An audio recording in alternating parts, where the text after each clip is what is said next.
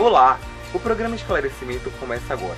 Hoje nós iremos discutir a presença da razão iluminista na teoria crítica. Você por acaso se sente manipulado pela indústria do cinema, da música, da telenovela? É provável que sim, e responsável por isso é a indústria cultural. A indústria cultural é um conceito apresentado na teoria crítica, criada pela Escola de Frankfurt na década de 1940. Seus principais teóricos são Adorno, Horkheim, Marcuse e Habermas. Os efeitos da razão iluminista retomados pela teoria crítica você confere agora na matéria de João Mikoski. A teoria crítica, elaborada pela Escola de Frankfurt, foi baseada na filosofia iluminista, em especial em conceitos presentes na obra do filósofo Immanuel Kant, relacionados ao homem se libertar dos medos, das superstições, do poder arbitrário e do pensamento acrítico. O principal conceito é o Aufklärung, traduzido para o português, esclarecimento. Por meio dele, o indivíduo é capaz de assumir sua autonomia intelectual, de pensar por si mesmo e sair do seu estado de menoridade. Para Kant, a menoridade é um estado infantil do homem, do qual o próprio homem é ocupado. Nele, o indivíduo está acomodado diante das instituições sociais, como o Estado e a Igreja que pensam por ele. Assim, a razão tem um papel de auxiliar o homem a alcançar o seu estado de maioridade e de se emancipar da natureza e da dominação. Esses pressupostos permanecem evidentes na teoria crítica. Ela tece críticas à sociedade capitalista e à indústria cultural.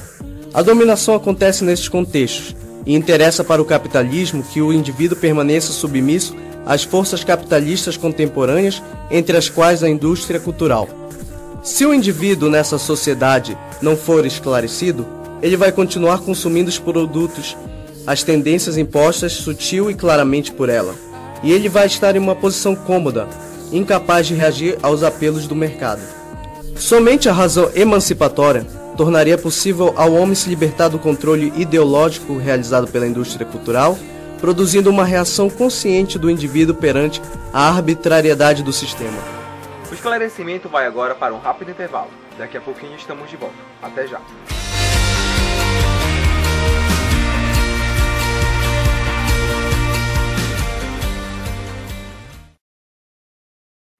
Novo Angus Bourbon Barbecue do McDonald's. O refinado hambúrguer de Angus, agora com molho Bourbon Barbecue. Ignorante. Sabor ignorante. Combinação ignorante. Novo Angus Bourbon Barbecue. Refinado, com sabor ignorante. Devore com elegância ou ignorância.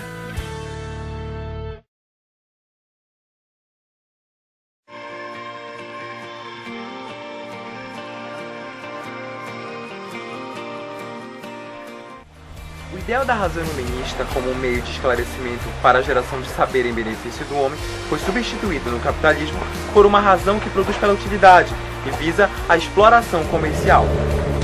A razão que deveria ser usada a favor do homem como um meio de libertação do tradicionalismo perde seu caráter esclarecedor com o surgimento do capitalismo monopolista, que ultrapassa os limites europeus e cria um novo mundo. A ciência, a tecnologia e o conhecimento, anteriormente sonhados pelos pensadores como uma forma de libertação do homem e amenização dos seus sofrimentos, perdem espaço para a instrumentalização da razão presente em todos os âmbitos sociais. A razão instrumental é um processo de transformação da razão em ferramenta a serviço da produção material. O objetivo é a ampliação do capital.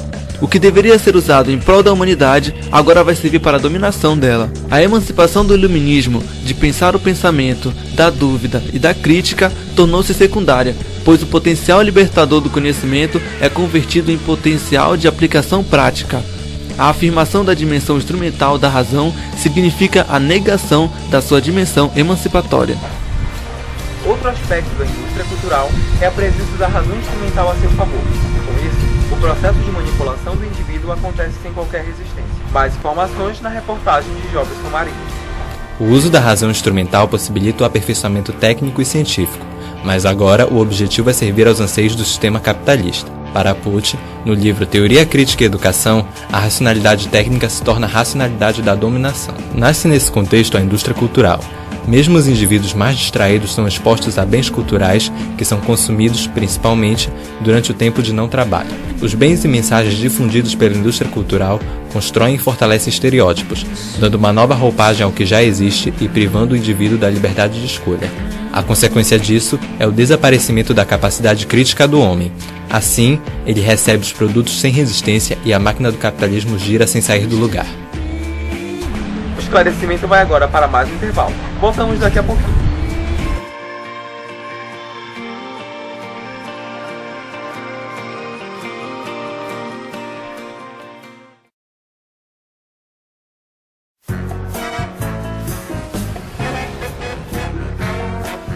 Estamos aqui nos anos 70 para saber a opinião do público sobre o Fusca 2013. 2013? Então o mundo não acaba no ano 2000?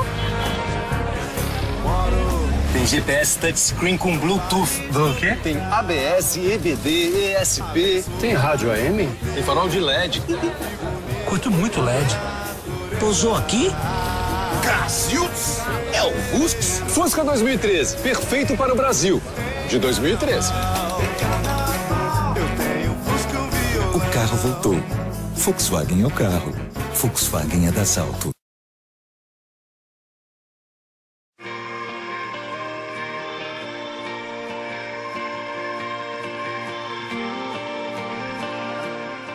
O esclarecimento está de volta. O indivíduo perde sua capacidade crítica porque a indústria cultural oferece a ele um verdadeiro fast food de ideias, de pensamentos, de preferências musicais, cinematográficas, e esse indivíduo se torna um mero objeto, incapaz de pensar por conta própria. O papel do indivíduo na indústria cultural, tanto pela instrumentalização da razão quanto pela coisificação dos sujeitos, acaba sendo de objeto dessa indústria, pois a cultura mercantilizada difundida por ela contribui em um processo de dominação intelectual e ideológica. Isso se manifesta claramente nos impactos que o acesso à indústria cultural, pela via do consumo, gera no indivíduo. Este se torna um homem submetido à adesão passiva dos valores transmitidos pela indústria cultural.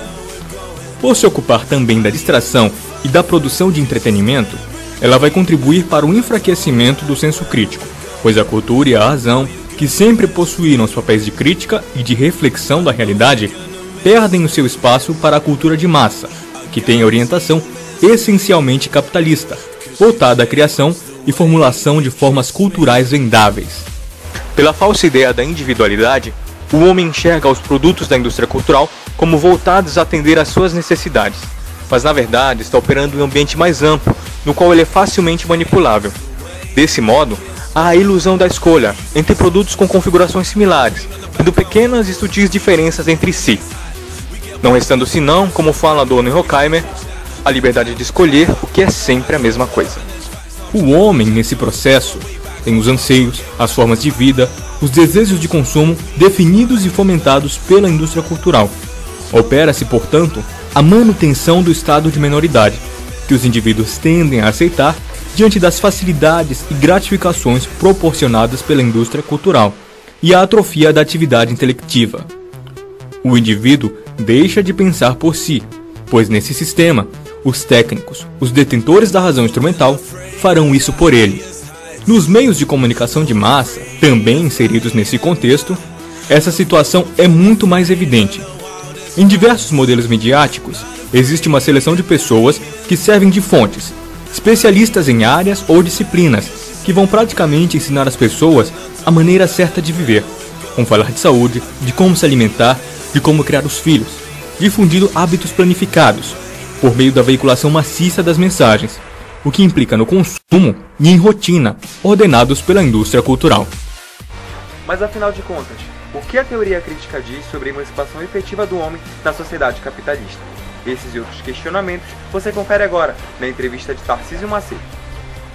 Como já vimos, a teoria crítica retoma alguns aspectos do iluminismo. O objetivo dessa teoria é fazer o homem despertar da sua submissão à indústria cultural e assumir a sua autonomia intelectual. Sobre isso, nós conversaremos com a professora e pesquisadora Alda Cristina Costa, doutora em Ciências Sociais pela Universidade Federal do Pará. A teoria crítica fornece perspectivas positivas para o alcance da realidade plena? Acho que a primeira coisa que a gente precisa entender, né, é que a teoria crítica ela objetiva oferecer, né, uma visão e um comportamento crítico em respeito às relações conflituosas entre ciência e cultura. Mas a teoria crítica está preocupada com o social. Inicialmente, né, toda essa teoria, toda discussão, ela vai se dar no sistema econômico dentro da sociedade. Essa relação de dominação. Então essa teoria busca a autocrítica, o esclarecimento, uma visão, ele critica essa razão, né? Essa razão que ele vai dizer que é a razão como um elemento de conformidade e não como um elemento de libertação. Que essa razão, ela deveria de fato libertar este homem dentro da sociedade. Em que pontos a teoria foi mais criticada? Acho que quando a gente tem que levar em consideração os dois lados, né? Quais são as críticas da teoria crítica, né? Ela vai criticar essa questão da conformidade, essa questão da razão instrumental. A principal discussão é a razão instrumental. Este homem não é dono de si. Há uma realidade imposta a este homem. Esse homem não é sujeito das suas ações, né? As suas ações, elas são determinadas por outras pessoas. As suas ações ele vai sofrer manipulação dentro da sociedade. Então, essa é a crítica da teoria crítica. Autores que criticam a teoria crítica estão levando em consideração que o homem tem consciência. Se este homem ele tem consciência, ele pensa. Se ele pensa, ele pode refletir sobre a sua realidade. Então, esse homem é um sujeito que pode mudar a sua realidade. Essa é a grande crítica à teoria crítica. No final das contas, em tempo de indústria cultural, é possível existir emancipação? A primeira questão que se pergunta é o que a gente entende por emancipação, né? Se você vive num sistema, né, em que a gente depende de instituições, que a gente depende do outro, acho que esse projeto emancipatório ele é um pouco utópico, né? Essa emancipação, você quer emancipação do quê? Emancipação da sociedade, emancipação de pensamento, emancipação de ação. O que é essa emancipação? Eu acho que quando a teoria crítica ela está falando dessa questão da emancipação, ela está se opondo, né, a um projeto ideológico daquilo que se chamou de iluminismo, e tudo que foi pregado a partir do iluminismo, né, que a razão a partir daquele momento começaria a gerir a sociedade para um progresso. Então, quando a gente discute hoje a emancipação, nós temos que pensar qual perspectiva de emancipação nós estamos discutindo. É possível, de fato, uma emancipação? Eu acho que é utópico a gente falar em emancipação se nós vivemos numa comunidade, numa sociedade e que uns dependem dos outros e dependemos das instituições também. O esclarecimento termina aqui. Agradecemos a atenção de todos e até a próxima edição.